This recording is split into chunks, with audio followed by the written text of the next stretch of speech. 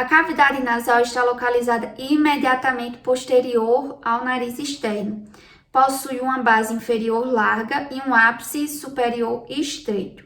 O teto da cavidade nasal é formado pelos ossos etimoide e esfenoide. Aqui a gente vê o osso etimoide. E o seu assoalho é composto pelo palato, que separa a cavidade nasal superiormente da cavidade oral inferiormente. Aqui nós não estamos vendo a parede lateral esquerda, porque eu removi para a gente visualizar essa estrutura aqui revestida de mucosa, que é como se fosse uma parede que separa a cavidade nasal em direita e esquerda. Esse é o septo nasal.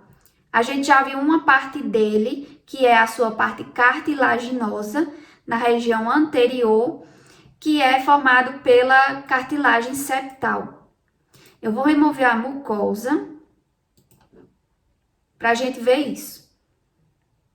Essa é a parte anterior do septo nasal, formado por cartilagem, e as demais partes são partes ósseas.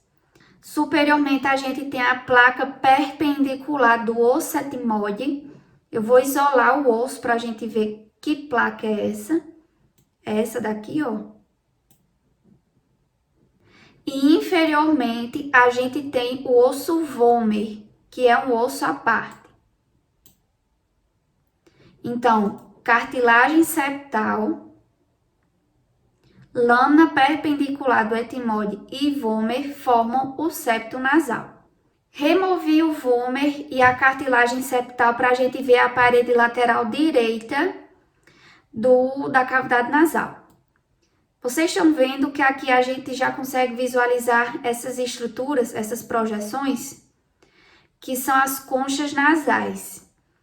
São as que aumentam a área de superfície da cavidade nasal. Essa concha aqui é a mais inferior, como vocês podem ver. Ela é formada pela concha nasal inferior. É um osso, a parte que forma essa região, essa estrutura. Superiormente, a gente vai ter a concha nasal média, que é a intermediária, e a superior. Elas são formadas pelas conchas presentes no osso etimoide. Então, a concha nasal superior e média faz parte do osso etimoide e a concha nasal inferior é um osso à parte. Eu vou novamente isolar o etimoide para mostrar essas conchas.